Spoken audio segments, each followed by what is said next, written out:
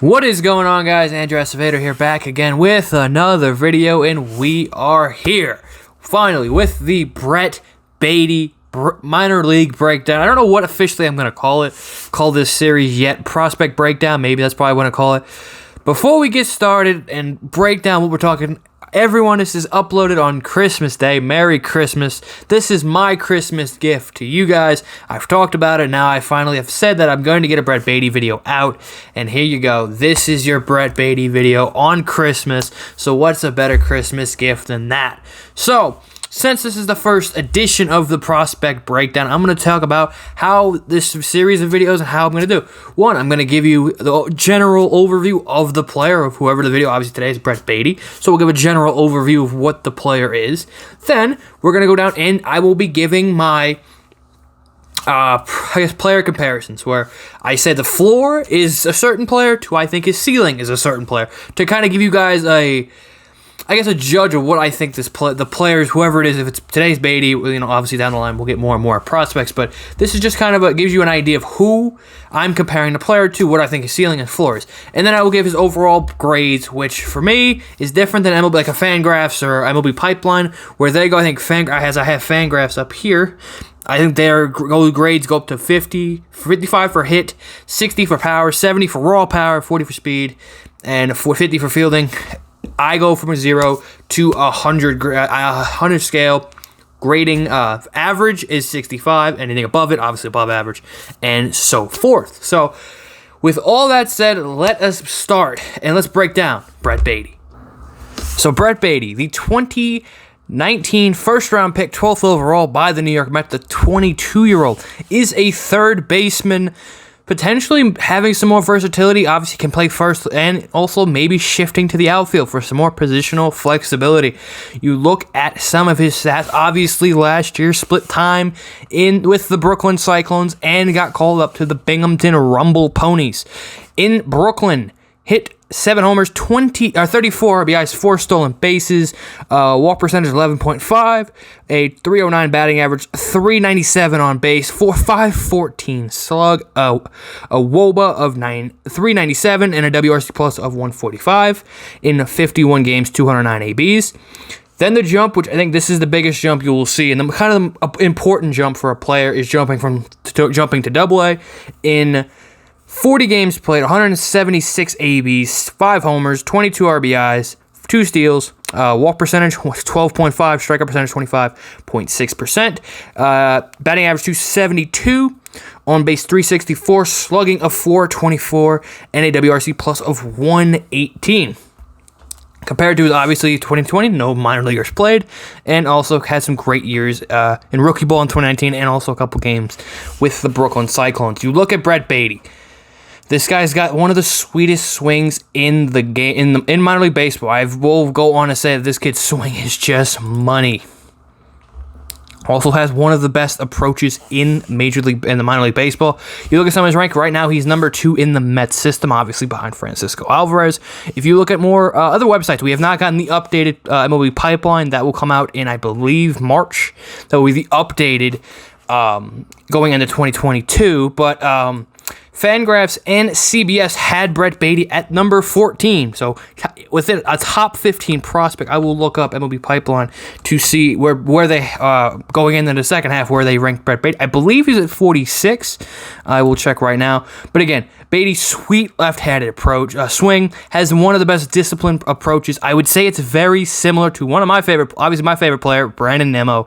He just has a great knowledge of the strike zone, knows, just has a great approach, and draws a lot of walks. All you saw his walk percentage around 12% and 11.5 in Brooklyn, and then it went up once he hit Binghamton at 12.5%. Obviously, I'm still looking for Brett Baty. Pipeline had him at 45, and that will definitely go up going into next season.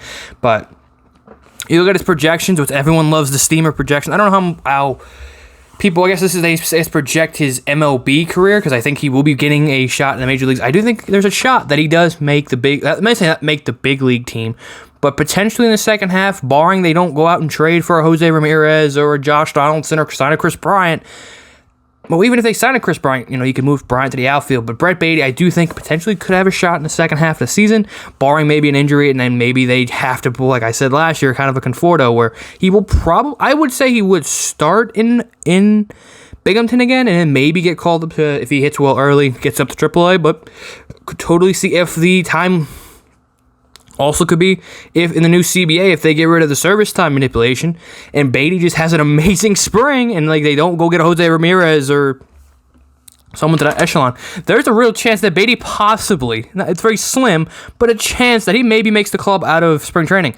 I would think he would go to AAA first, but let's say he comes out, and again, they kind of leave the position open. They don't sign. This is obviously if they don't sign a Bryant, trade for a Ramirez, can open a spot to say if there's not a star at third base, has a great spring with no service time manipulation going away, maybe something to think about. I don't think, obviously I do think he'll go to Syracuse, but there's a chance, a la Pete Alonso. I know he had a year in AAA, but you never know. Service time being gone. You look at, again, he is just a guy with a beautiful lefty stroke, as you guys are seeing in the highlights. A great approach. Now we go to let's go to his player comparison. Where do I think his floor and his ceiling? I think his floor, at bare minimum, I compare him to a kind of Tommy La Stella type player. Tommy La Stella is a nice little ball player. I don't think he gets enough recognition for his career that he's had.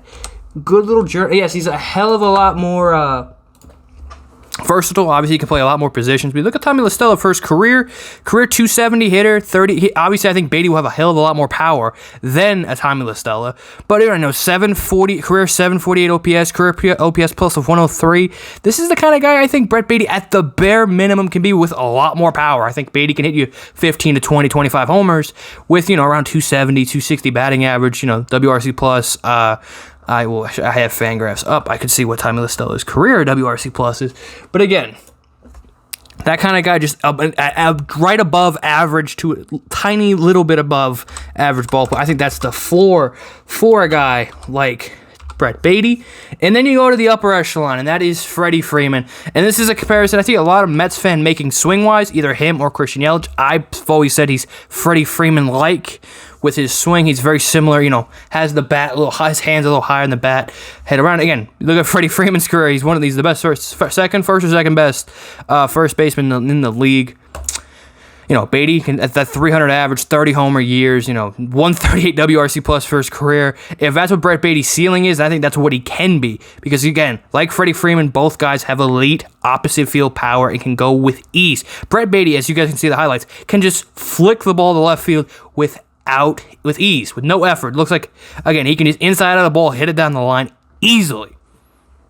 And the pop that this kid has and produces, it's just insane that at 22 years old, the power he easily can just effortlessly going the opposite field and just hitting for power, hitting gaps. And you saw it in spring training.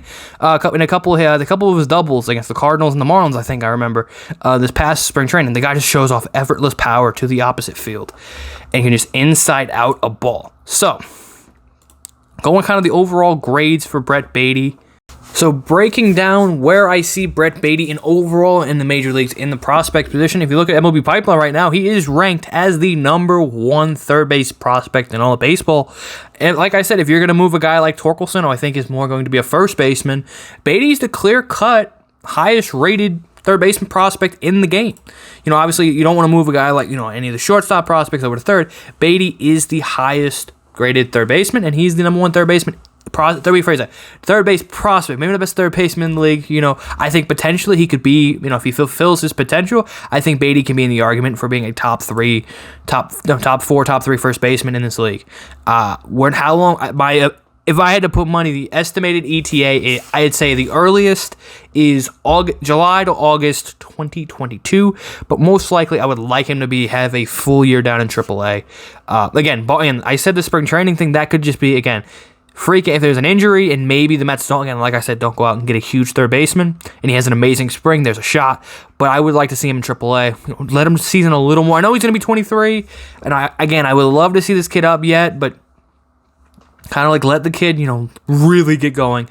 And I say the earliest ETA for the major leagues is in August of 2022. So thank you guys for watching. Be sure to drop a like. Would you guys want Brett Baty to be the Mets? I guess not opening day, but the future third baseman, or do you want the Mets to trade him? Because I know there's some fans that want him traded because he has amazing trade value. So leave it on the comment section down below. A little channel update, I guess. Obviously, you're gonna get Christmas Day today. I will try to get out on either the 26th or the 27th. 5 Jeff McNeil trade ideas, because obviously there was a big report came out today about Jeff McNeil. The Mets are shopping Jeff McNeil for pitching, so I will get that out video. I don't know if it'll be out the 26th or the 27th, and then on New Year's Day I will get episode 2 of the prospect breakdown, and it will be the number 1 prospect in the Mets system, Francisco Alvarez. Baty won the poll. Alvarez is next. And then I will put out another poll after New Year's Day and let you guys decide who it's going to be. Probably be Ronnie Mauricio. Maybe it'll be JT Gannon or Vientos.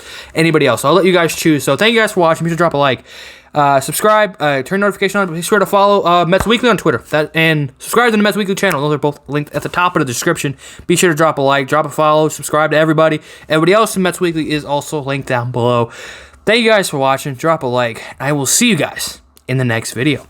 Peace.